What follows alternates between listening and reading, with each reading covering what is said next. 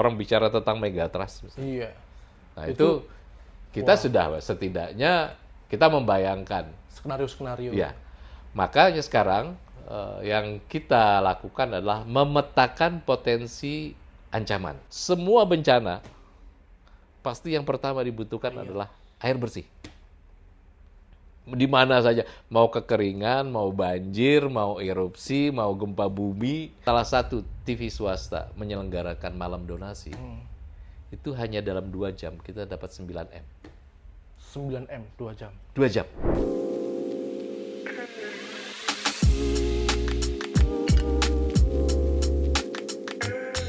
Pak Abdurrahman Muhammad Fakhir, terima kasih sudah menerima kami di Markas Pusat Palang Merah Indonesia dan selamat datang di programnya GNFI Kutok. Ya. Selamat datang. Ya, ini apa namanya, Pak Fakhir ini idola kita. Dulu kita sering melihat di diplomasi dan sekarang sebagai Sekjen PMI. Kita akan ngobrol-ngobrol tentang pengalaman Pak Fakhir sebagai diplomat, lalu sebagai PMI, Sekjen PMI, dan banyak lagi wisdom yang ingin kami pelajarin. Tapi sebelum itu, biasanya kita ada kuis dulu, trivia. Ini bukan pretest, tapi ini ciri khasnya GNFI. Jadi karena GNFI itu Good News from Indonesia seringkali mengabarkan apa-apa yang unik tentang Indonesia di sosial media kita, di website kita, dan kita biasanya juga ngajak teman-teman main tebak-tebakan. Kita juga ngajak tebak-tebakan Pak Fakhir. Nggak apa-apa ya? Nggak apa-apa. Ada 5 pertanyaan, Pak. Yeah. Dijawab aja, nanti kita review di belakang. Yang pertama, danau terdalam di Indonesia itu danau apa? Yang A, Danau Toba, yang B, Danau Batur, yang C, Danau Matano. Kayaknya Batur deh. Batur, oke. Yang kedua, benar atau salah, Pulau Bintan merupakan pulau terluar di Indonesia? Enggak, salah. Salah, oke. Yang ketiga, negara Eropa yang bisa dikunjungi WNI tanpa visa, kecuali 1 Inggris, A. Inggris, B. Turki, C. Belarusia. Inggris. Oke. Yang kelima, siapa nama presiden ke-6 Indonesia? 1 A. Gus Dur, B. Megawati, C. Pak Susilo Bambang Yudhoyono. Yang ke-6. Ke-6, SBY. Oke. Kita review, Pak ya. Yang pertama, danau terdalam di Indonesia, tadi Toba, Batur, dan Matano. Pak Fakhir menjawab Batur, yang betul Matano. Matano. Matano 590 meter di Sulawesi Selatan. Yeah. Terus Batur 88 meter di Bali dan Toba 505 meter. Oke, satu Pak ya, salah satu Mas Ian. Terus Pulau Bintan, benar atau salah? Terluar? Betul. Salah. Yang lebih luar lagi ada Berakit namanya. Perbatasan Singapura.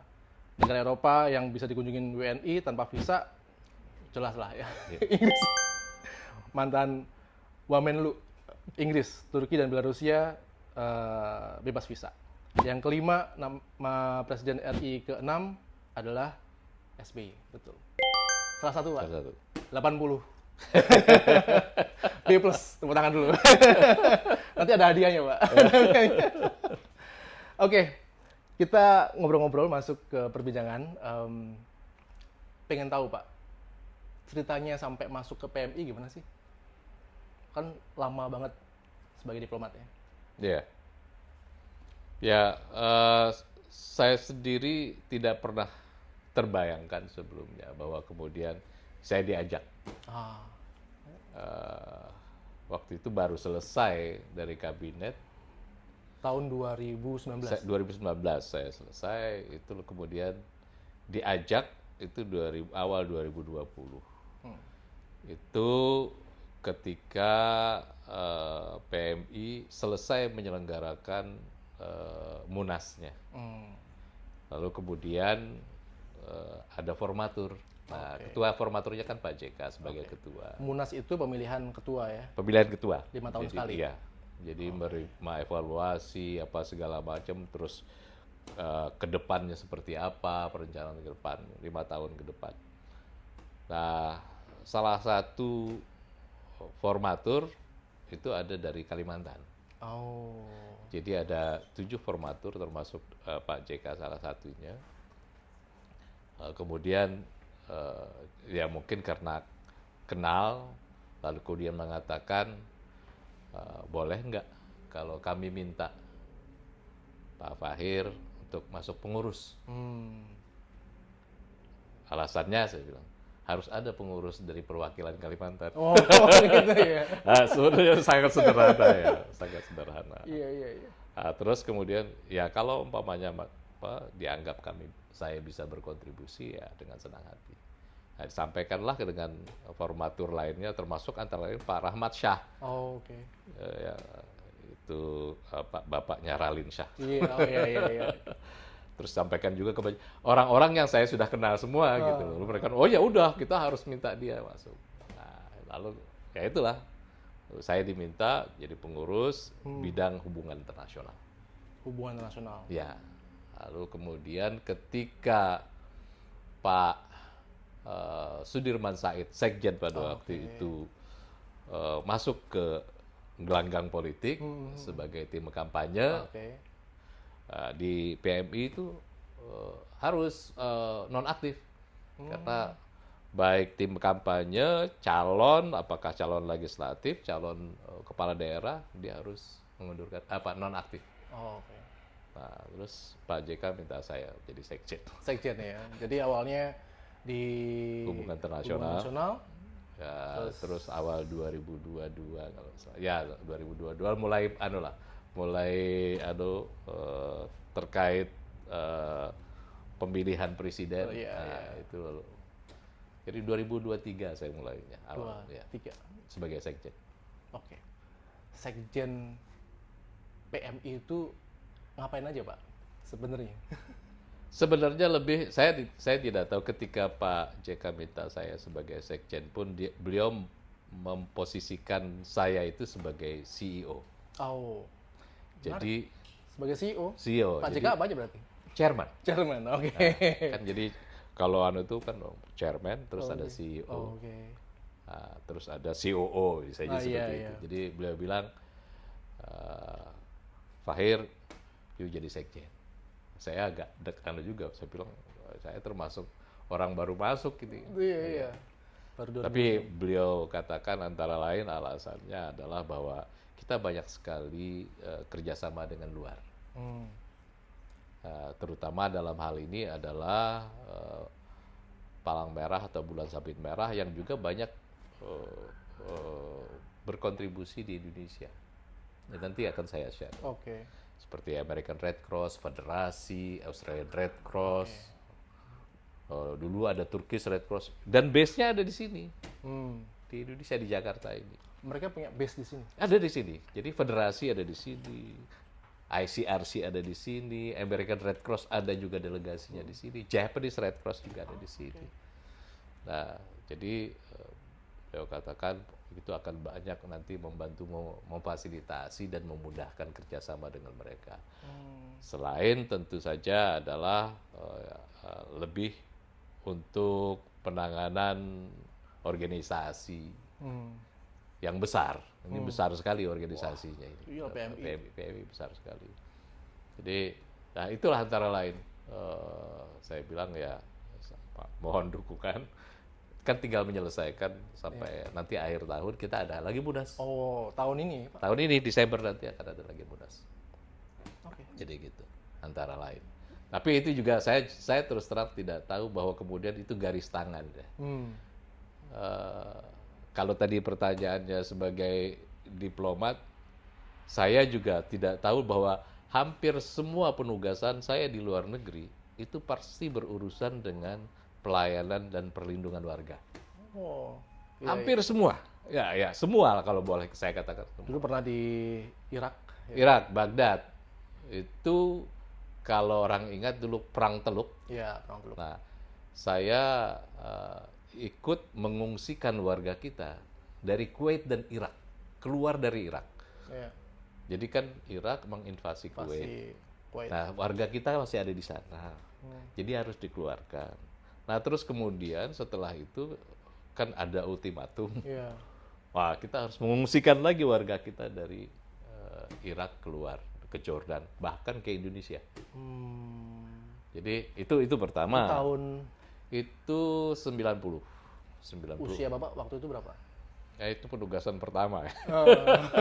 Penugasan pertama ya sekitar 33, 34 gitu. 34 tahun yang lalu ya. Ya, gitu. Kira-kira. 34 tahun yang lalu. Iya. Oke. Nah itu pertama. Terus penugasan kedua agak unik. Saya dari Irak, ya balik ke Indonesia, terus ke New York. Oke. Perwakilan tetap kita di PBB di New York.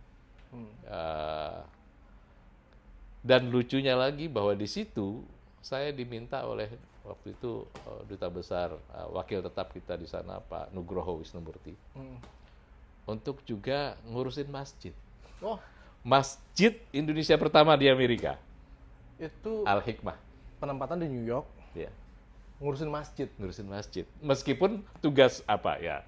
Tugas utama saya tentu untuk Diplomat. di PBB, di Oke. diplomat di PBB. PBB ya. Tapi waktu itu beliau meminta saya, ya mungkin gara-gara latar belakang pendidikan saya kali. Kayak Pesantren Bapak orang ya? pesantren. Oke. Nah, di sana kita kepake karena tidak banyak orang yang tahu agama.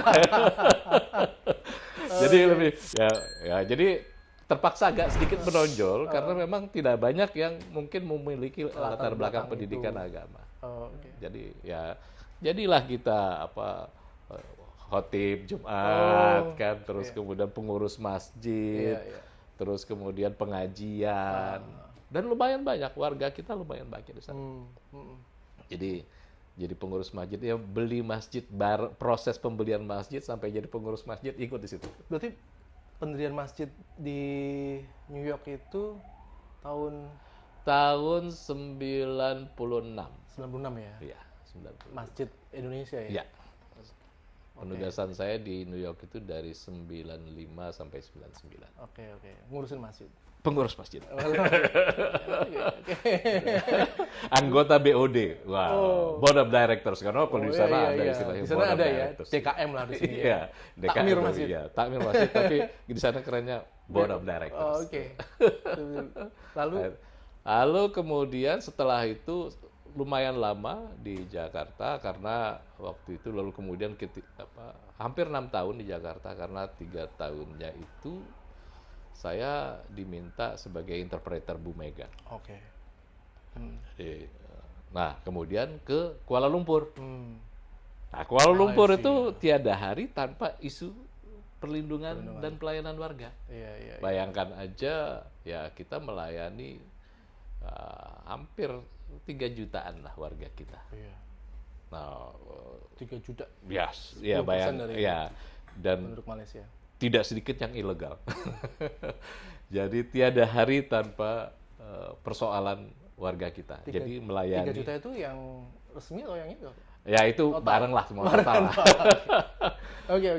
Ya suatu saat antara lain kita memulangkan 250.000 warga kita karena status mereka yang ilegal. Jadi ikut menahodai pemulangan warga kita, bayangkan dari lewat udara, lewat laut, lewat darat. Oke. Nah, itu jadi balik lagi urusannya manusia, Oh. pelayanan. Dari sana saya langsung ke Kairo. Jadi dubes di Kairo. Wah, itu Dubes tahun tahun 2007. 2007. 2007. Nah, bayangkan dulu ketika saya mau pulang terjadi revolusi di Mesir. Oh. Gitu ya. Dan 2007 Arab Spring.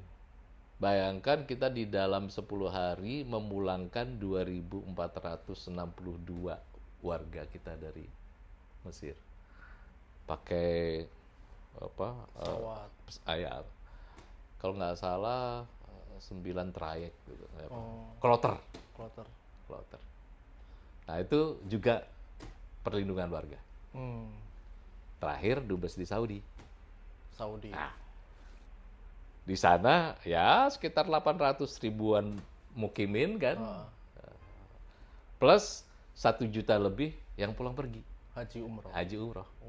Nah, jadi dari dulu itu saya ngurusin manusia aja terus. Beda kalau orang misalnya penugasan di Eropa gitu loh, atau di katakanlah di New Zealand atau di Jepang, nggak, itu minimalis penanganan manusianya. Tapi di situ saya biasa. setidaknya di 4 tempat itu menangani manusia. Nah, saya nggak tahu takdirnya kemudian atau garis tangannya kemudian mengarah saya sekarang mengurus menjadi petugas PMI. kemanusiaan. Iya.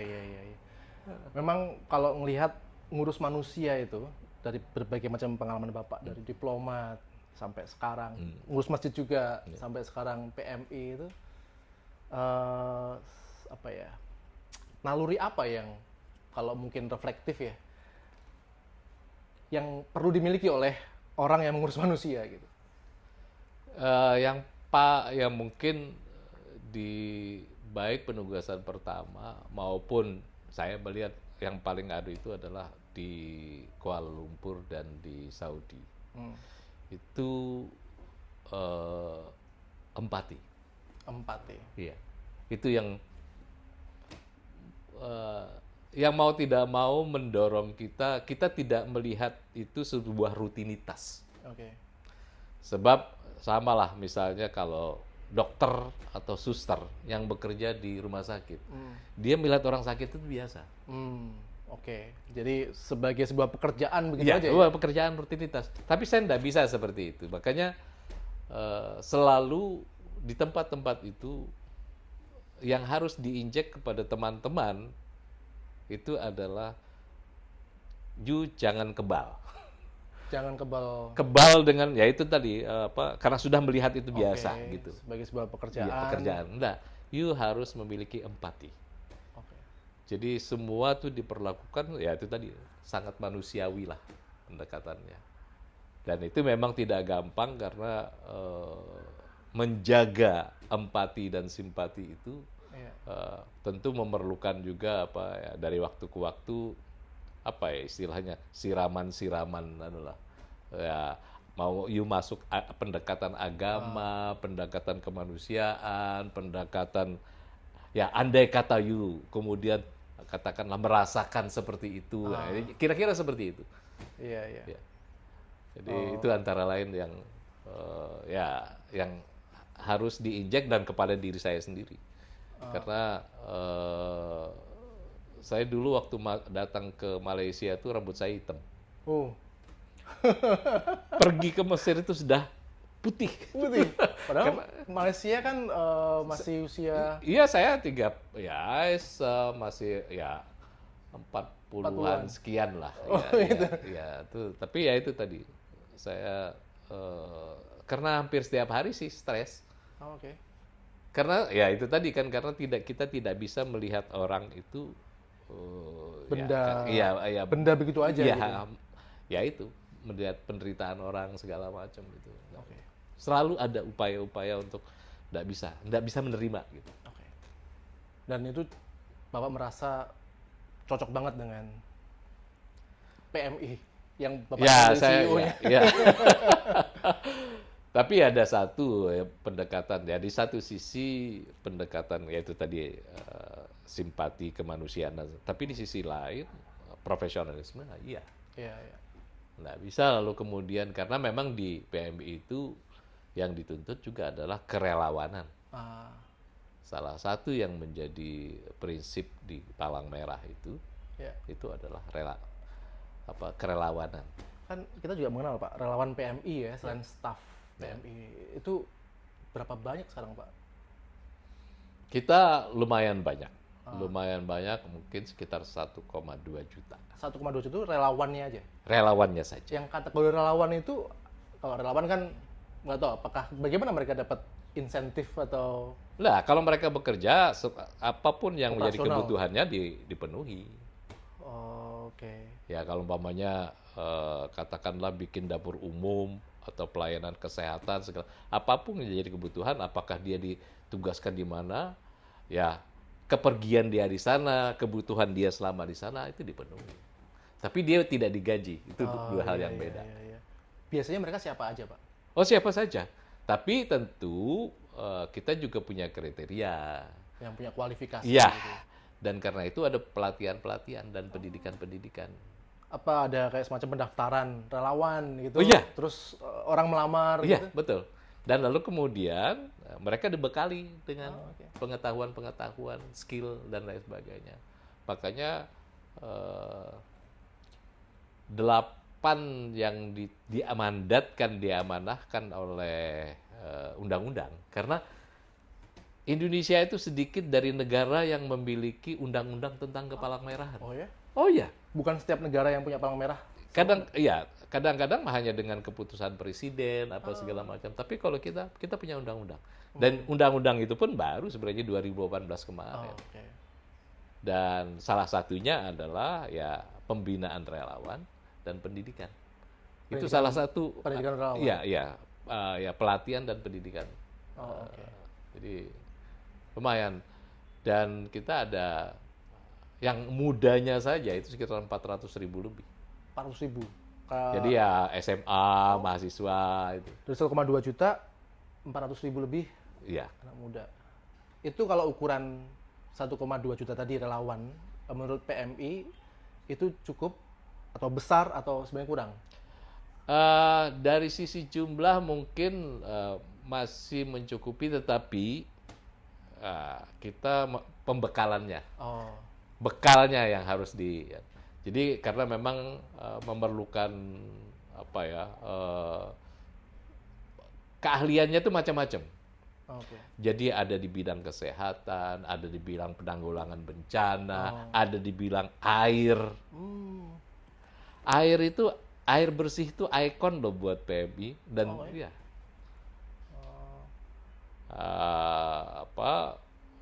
setidaknya semua bencana pasti yang pertama dibutuhkan adalah air bersih.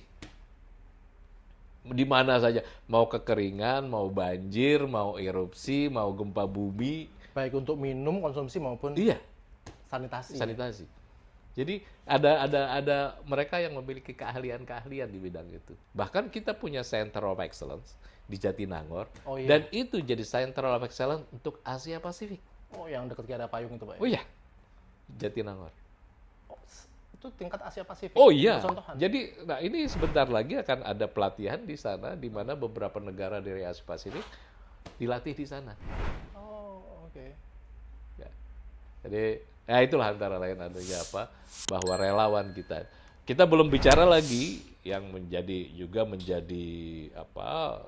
mandat atau tugas Palang Merah Indonesia itu adalah darah.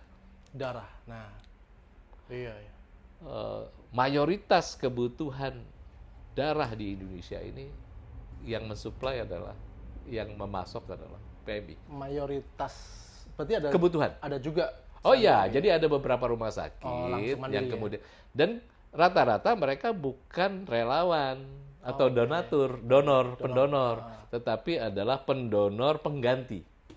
Jadi karena pasiennya memerlukan, cari keluarganya, nah itu kan pengganti. Tetapi kalau PMI, pendonor itu dia tanpa ada orang yang butuh, dia memberikan donornya, mendonorkan darahnya. Banyak yang 24 jam ya? Oh iya. Atau semua 24 jam, Pak? Karenanya disebut markas. Iya, itu juga menarik tuh. Bukan kantor pusat. Bukan kantor, tapi markas. Di daerah juga markas? Markas, semua markas, disebut markas. Apa karena bawaan zaman kemerdekaan markas? Oh enggak, itu sama dengan polisi sama tentara. Dia 24 jam. Jadi dia tidak tergantung ke jam kerja. Beda sama kantor. Oh iya. Kantor itu ya ada waktu pembatasan. Kalau markas nggak bisa. Kemudian termasuk unit darah itu juga nggak bisa. Orang setiap saat memerlukan darah. Bencana tidak bisa direncanakan. Iya. Nah, jadi berarti kalau misalnya gitu nggak bisa bikin proyeksi gitu, akan ada terjadi bencana gitu ya. Bahwa nah artinya setidaknya sekarang ini kan ya kita kerjasama dengan BMKG antara lain misalnya kayak musim segala macam itu kita termasuk ya indikasi-indikasi. Sekarang orang bicara tentang megatrust. Iya. Nah itu kita sudah setidaknya kita membayangkan skenario-skenario. Ya, makanya sekarang yang kita lakukan adalah memetakan potensi ancaman bencana. Nah itu dari macam-macam, dari ya misalnya kekeringan, itu kan ada banjir, ada waktu-waktu tertentu kalau hujan, musim hujan segala macam itu kan antara lain seperti itu. Jadi potensi ancaman bencana itu lalu kemudian menjadi rujukan kita untuk mempersiapkan. Kita kan di semua provinsi kita punya. Jadi kita itu kantor kita, markas kita itu 500 kurang 3. 497 kabupaten, kota, dan provinsi. Iya, kabupaten, kota, provinsi. Itu kita markas kita di situ. Nah, markas-markas ini ya kita harus persiapkan orangnya yang memiliki skill, ya. Terus fasilitas pendukungnya, yaitu tadi apakah perlu tangki air, apakah perlu berapa ambulans, apakah apa ya itu ada. Nah, terus kemudian ya keahlian segala macam itu. Jadi ya misalnya katakanlah di Megatrust ini, bayangkan kan ada di Selat Sunda nih sama si Brut sana gitu. Nah setidaknya Lampung, Banten itu harus dipersiapkan. Nah jadi persiapannya ya dari pendekatan kapasitas relawannya, kapasitas fasilitasnya persiapkan. Nah itu kan hanya contoh gitu ya, potensi ancamannya kan di seluruh Indonesia gitu. Nah itu ada perbedaan antara satu dengan yang lain potensi ancaman. Tapi yang umum terjadi ya setidaknya setiap tahun banjir. Sama kekeringan. Gempa bumi juga banyak. Oh, gempa bumi juga iya. Dengan 500 kurang 3 tadi, kantor dan jutaan relawan plus staff ada berapa Pak ya? Nah, kita ada 3 personal kita tuh pengurus. Pengurus itu dipilih. Kemudian manajemen. Nah, manajemen markas ini manajemen artinya. Ya, ada divisinya, ada bironya, segala macam. Lalu relawan. Jadi, relawan ini yang paling banyak dan itu yang diandalkan, yang kita andalkan sebenarnya. Ini lebih kepada how to manage aja. Pengurus ini lebih banyak memberikan arahan-arahan. Dan pengurusnya dipilih ya, menariknya ya? Oh, pengurus? Tiap 5 tahun sekali? Iya. Jadi pemilihan oleh bawahannya, misalnya kalau kabupaten kota ya dari kecamatan-kecamatan. Nah, terus kemudian kalau provinsi dari kabupaten kota. Nah, kalau pusat itu provinsi dari kabupaten kota. Oh gitu. Jadi bayangkan nanti Munas itu ratusan. Nggak kalah dengan Munas-Munas partai. Iya. Dan berarti itu di tingkat paling bawah pun dipilih Pak ya, pengurus itu? Iya, dipilih. Dan karena itu memang yang ideal adalah mereka yang memiliki passion. Di setiap negara seperti itu juga Pak, dipilih? Tidak semua seperti itu, tapi rata-rata pilihan. Dipilih oleh pengurus atau anggota? Karena tidak sedikit lalu palang merah atau bulan sabit merah itu dipilih oleh pemerintah. Ya, kalau kita enggak, karena biasanya ada beberapa yang ya tinggal pemerintahnya tinggal nunjuk. Ya. Dan di Indonesia dipilih. Sejak awal tahun. Ya. Tapi pada waktu itu memang kalau masih zaman di awal-awal itu masih ditunjuk. Karena memang kondisinya darurat ya. Ditunjuk. Dengan demikian besar organisasi, berarti sumber pendanaan PMI itu dari mana aja Pak? Kalau kita kan kenal bulan dana PMI itu, masyarakat juga terlibat donasi. Tapi rasanya kalau dihitung-hitung kayaknya nggak cukup misalnya. Nah itu dari mana aja? Undang-undangnya yang nomor 1 2018 itu penyelenggara palang merah itu 2. Pemerintah dan PMI. Jadi sebenarnya PMI itu membantu pemerintah di dalam penyelenggaraan palang merahan. Nah itu. Jadi palang merahan ya prinsipnya ini ya. Ini prinsip internasional. Nah, lalu karena itu pendanaan itu bisa dari pemerintah, bisa juga dari masyarakat. Termasuk manajemen PMI juga menggalang hibah dan sebagainya. Oh iya. Dan ya memang harus dimaklumi kadang-kadang dana yang didapat oleh PMI itu tidak rutin. Mungkin kecuali dari pemerintah ya. Kalau pemerintah rutin. Tapi kalau dari dari masyarakat itu seringkali tertariknya ketika ada bencana. Oh, oke. Karena itu menarik kan. Jadi Iya, kalau ada momentumnya. ada momentumnya, nah, itu biasanya orang berlomba-lomba akan ya apapun misalnya, apakah misalnya di Sumatera Barat kemarin, Cianjur misalnya. Nah, itu banyak sekali yang menyumbangkan. Nah, atau Gaza misalnya. Iya, Nah, ini itu juga. kemarin juga sana Pak ya. Iya, itu. Pas waktu Turki juga sana juga waktu itu ya. Saya nggak ke Turki, nggak. Tapi PMI Waktu kita terjun.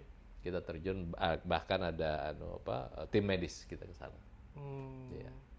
Oke, jadi PMI itu juga bukan beroperasi hanya di Indonesia aja Pak ya? Oh, enggak. Juga keluar. Dan di undang-undang itu ada. Di undang-undangnya salah satunya adalah membantu penanganan bencana baik di dalam maupun di luar negeri. Oke. Itu di undang-undang itu seperti itu. Ya, ini mungkin normatif, tapi mungkin penjelasan formalnya kenapa harus membantu keluar? Kan dalam negeri pun kita banyak juga yang berkekurangan. Ini kan Ya. banyak juga walaupun secara kemanusiaan itu perlu, tapi narasi seperti itu ada. Kenapa nyumbang yang jauh? Yang dekat masih banyak nih gitu kan? Ya. Itu gimana penjelasan dari PMI? Itu sebenarnya sama juga dengan konstitusi kita kan seperti itu. Oke.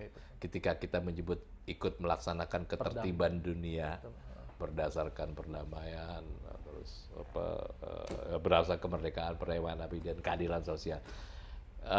Kita itu kan anggota Federasi Internasional. Dan solidaritasnya sangat tinggi antar sesama palang merah atau bulan sabit merah. Makanya kita disebut national societies. National Society. Jadi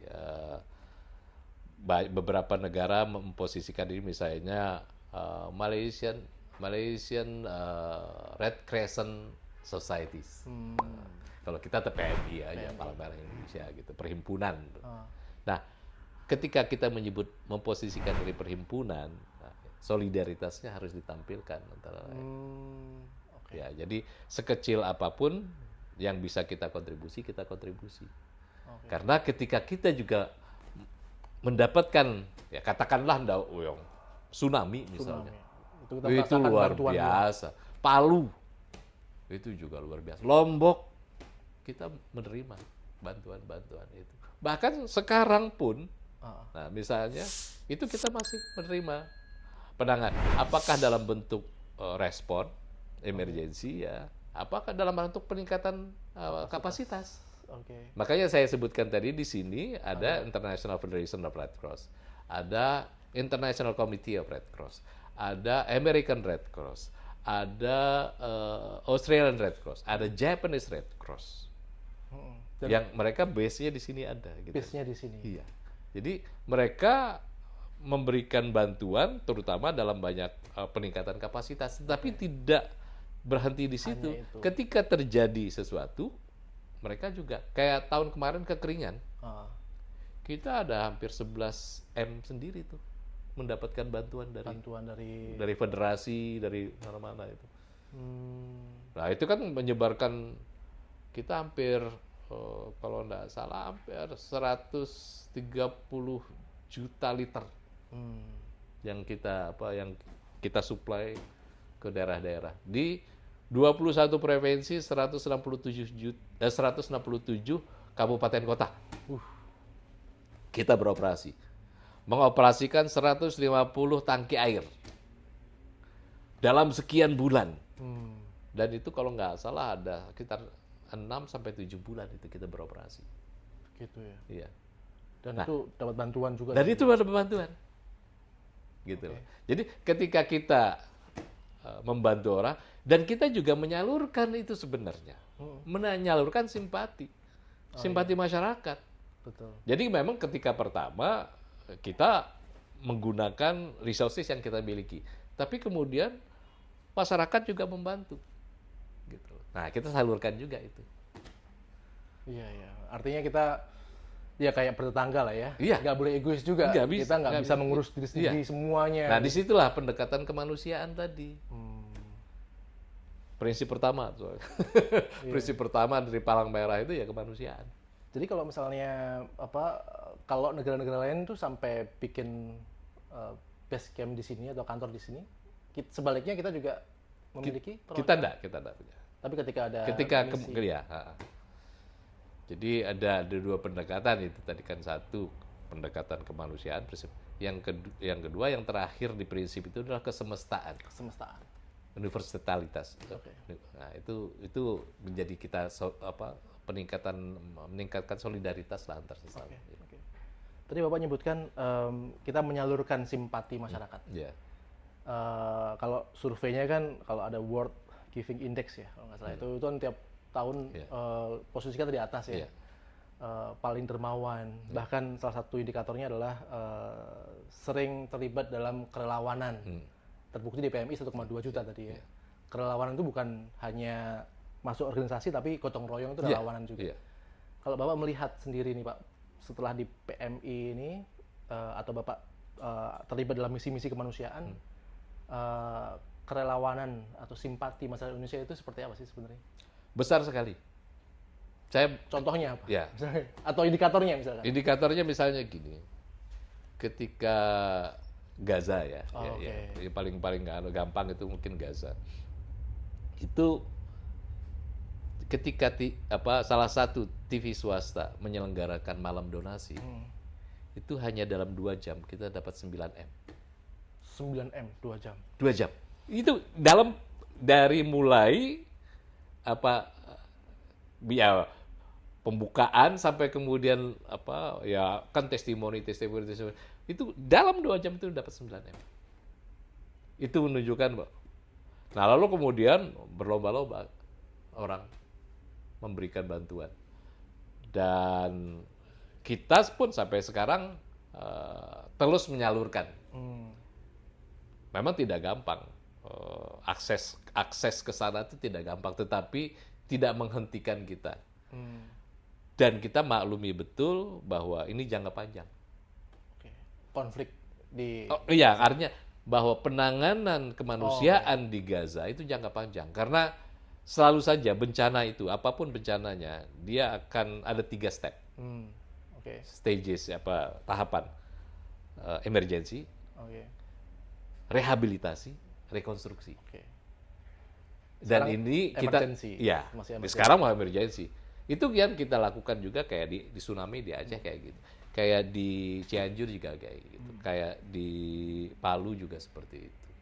Jadi tahapan-tahapan itu selalu ada. Jadi kita katakan kepada publik kita tidak berhenti.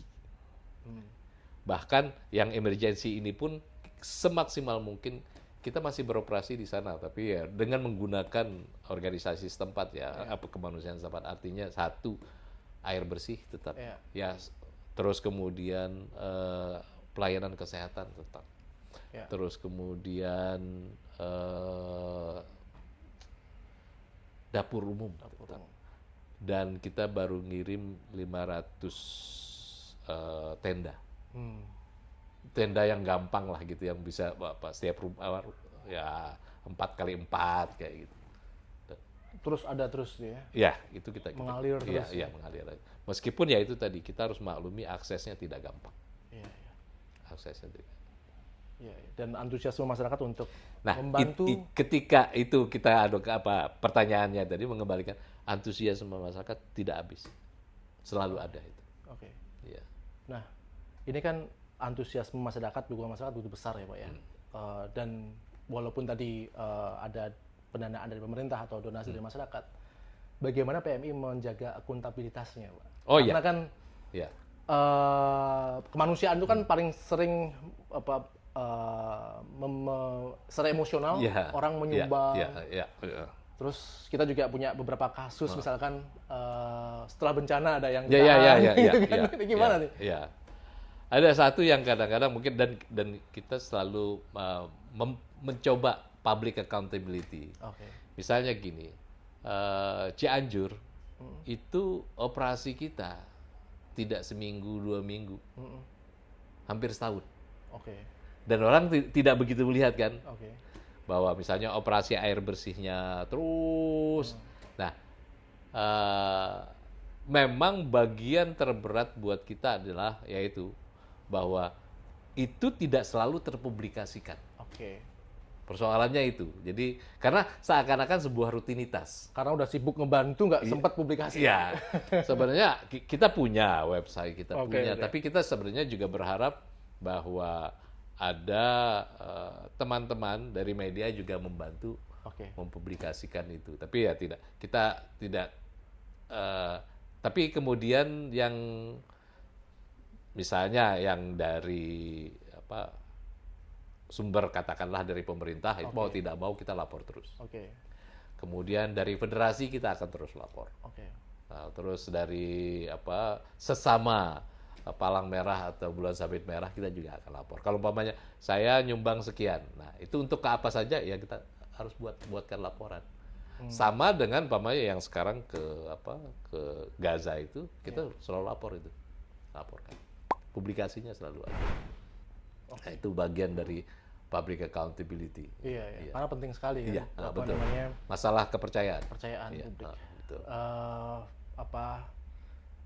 Sekali aja orang Oh, iya. kejadian, Betul, misalkan kita nggak betul, ingin itu terjadi, Betul. orang akan semakin bingung harus kemana lagi percaya. Betul. Betul. Dan kita tahu memang ada beberapa isu-isu tertentu Betul. dan kasus-kasus tertentu. Iya. Betul, Kita betul. maklumi itu. Nah ini mungkin pesan nih kalau misalnya kan banyak sekali teman-teman secara swadaya maupun organisasi komunitas yang mereka menghimpun dana gitu ya, karena nggak minta pun dikasih gitu. Iya. Itu pasti skala beda dengan PMI. PMI sangat besar gitu. Tapi mungkin Bapak bisa ngasih pesan atau apa ke mereka bagaimana menjaga kepercayaan itu. Memang kadang-kadang tidak gampang. Saya ambil contoh antara lain masalah misalnya ya, orang lebih suka memberikan sumbangan dalam bentuk benda misalnya, Oke. ya kan. Nah, tapi kesulitannya adalah bahwa ternyata transportasinya lebih mahal daripada bendanya, Barangnya. barangnya. Kadang-kadang numpuk juga di sana, nggak Iya. kepake juga kan. Dan nggak kepake. Oke. Jadi saya ketika ke Rafah waktu menyalurkan batch kedua itu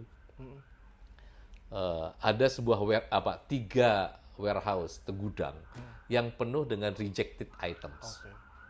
Coba bayangkan berapa itu. Nah, kalau kami karena pengalaman kami belinya di sana.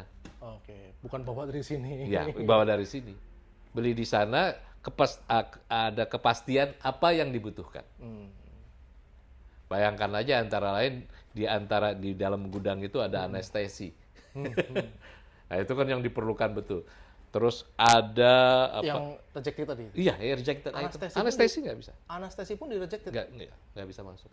Ada selimut yang tahan -5 derajat. Itu ditolak juga Oleh oleh Israel. Israel karena warnanya hijau. karena kamuflase militer. Ya karena itu militer, warna militer itu juga rejected. Bayangkan padahal itu jadi banyak sekali, apalagi mesin-mesin nggak mungkin. Kita dulu sudah menyiapkan membawa generator, kita tunda pada akhirnya. Kita batalkan. Gitu ya. Dan tadi berarti kalau seperti itu untuk menginformasikan ke masyarakat agar ternyata barangnya nggak bisa nyampe, itu pun harus disampaikan juga. Oh iya. Jadi makanya sejak awal kita bilang kita discourage ya, dan kita lebih bagus jangan barang. Oke. Baik. Sama sebenarnya di Indonesia juga kayak gitu. Kita kan punya 16 gudang. Iya. 16 seluruh Indonesia itu ada 16 gudang. Nah, ketika kemudian diperlukan secara untuk keperluan darurat, kita belinya di sana, di tempat di sekitar itu. Jadi itu justru ya juga menggerakkan ekonomi lah ya, lokal. Jadi, gitu. Mungkin untuk masyarakat walaupun kita menerima ya Ya. simpati, tapi kalau menyumbang memang lebih baik uang. Oh ya, daripada berarti akan ya kita bisa beli sarung banyak. nggak pakai over supply. Iya. Pak, sedikit lagi. Kemarin kan baru saja jadi tuan rumah pertemuan pimpinan Palang Merah dan Bulan Sabit Iya. se-Asia Tenggara. Ya. Itu hasil pentingnya apa aja, Pak? Yang paling penting sebenarnya juga adalah sharing. Oke. Sharing dan kita memang dinilai organisasi yang memiliki pengalaman yang sangat kaya, PMI. PMI. Oke. Ya, kita itu kan orang bilang macam-macam, supermarket bencana, labnya bencana, segala macam. Kita semua ada di sini dan kita punya pengalaman itu. Nah, kemarin itu ada setidaknya 3 langkah, 3 atau 4 poin yang kita bisa share ke mereka. Pertama adalah mapping potensi tadi, memetakan potensi ancaman. Oke. Nah, karena itu, nah antara lain yang kita sebut misalnya ada Megatrust, ada Mpox, ya, itu contoh-contoh ya. Nah, karena itu yang kedua, tahapan kedua, bagaimana kita mempersiapkan kapasitas yang minimal untuk merespon itu, Oke. bencana itu. Nah, berikutnya kita itu kapasitas yang kita maksud adalah skill personel, Oke. personal yang memiliki keahlian plus supporting facilities. Ya itu tadi macam-macam dari ambulans, dari tangki air, nah itu diperlukannya yang kira-kira minimal bisa merespon potensi itu tadi. Yang ketiga, edukasi masyarakat. Edukasi masyarakat itu membuat mereka resilient ya. Betul. Sekaligus juga adalah mempersiapkan mereka sendiri kalau itu terjadi. Oke. Jadi mereka tidak hanya sebagai objek, Iya. tetapi juga sebagai subjek. Oke. Bahkan misalnya untuk early warning misalnya, mereka sudah tahu gitu loh, mempersiapkan diri untuk itu. Nah, yang keempat, kita menganggap bahwa perubahan iklim itu adalah bencana global. Oke. Jadi kita juga harus melakukan langkah-langkah bagaimana memitigasi itu, termasuk dalam hal ini adalah langkah-langkah penghijauan. PMI Palang Merah juga masuk ke Oh ya, isu penghijauan ya? tahun lalu saya ingat betul 17 September pas kita ulang tahun itu di Tangerang. Pak JK itu nanya saya sebelum dia pidato. Berapa ya relawan muda kita gitu. Saya sebut ya sekitar 400-an ribu Pak lebih. Oke. Ketika beliau maju ke podium, beliau langsung declare kita target sebisa mungkin menanam 4 juta pohon. Karena 10 masing-masing. Jadi setiap relawan yang 400 ribu itu 10 pohon. Nah itu kan jadi anu kita. Karena kita memposisikan diri sekarang yang namanya perubahan iklim itu adalah bencana global. Iya. Dan itu mengerikan. Ya. Ya. Dan kita mulai makanya katakanlah mencoba sekarang memproyeksikan ke depan markas kita harus smart and green misalnya. Jadi terus kemudian kalau kita bikin pertemuan juga smart and green. Jadi tidak ada lagi paperless. Iya. Semua serba digital misalnya seperti itu. Nah, itu bagian dari proses ke arah sana. Jadi PMI pun berevolusi ya, Pak ya. Oh ya. Karena perjalanannya panjang sejak zaman perang, ya, konflik, bencana alam, ya, membantu juga negara-negara lain ya, gitu, selain dibantu. Baik Pak, barangkali ini masih banyak sebenarnya pengennya ngobrol-ngobrolnya, dan tadi saya tangkap PMI ini banyak sekali aktivitasnya. Kita memaklumi walaupun sebenarnya pasti ada bagian-bagiannya yang mempublikasikan, tapi barangkali kita juga harus bantu untuk mempublikasikan apa saja kegiatannya PMI. Good News from Indonesia dengan senang hati untuk membantu itu nanti, gitu kan. Barangkali pertanyaan pamungkasnya untuk pertemuan kita atau episode kita kali ini adalah Indonesia 2045, Pak. Beberapa tahun lagi. Mudah-mudahan Iya. kita sehat dan bermajang ke sana. Dengan potensi banyak tantangan, baik nasional maupun global, dengan aset masyarakat yang tadi kerelawanannya tinggi, simpatinya juga tinggi. Bapak melihat apa kira-kira yang bisa membuat kita benar-benar menjadi negara yang kuat di 2045? SDM. Oke. Plus memang kita tidak bisa hindari bahwa kita adalah bagian dari dunia. Oke. Bahwa kita tidak bisa berdiri sendiri. Tapi pada saat yang sama sebenarnya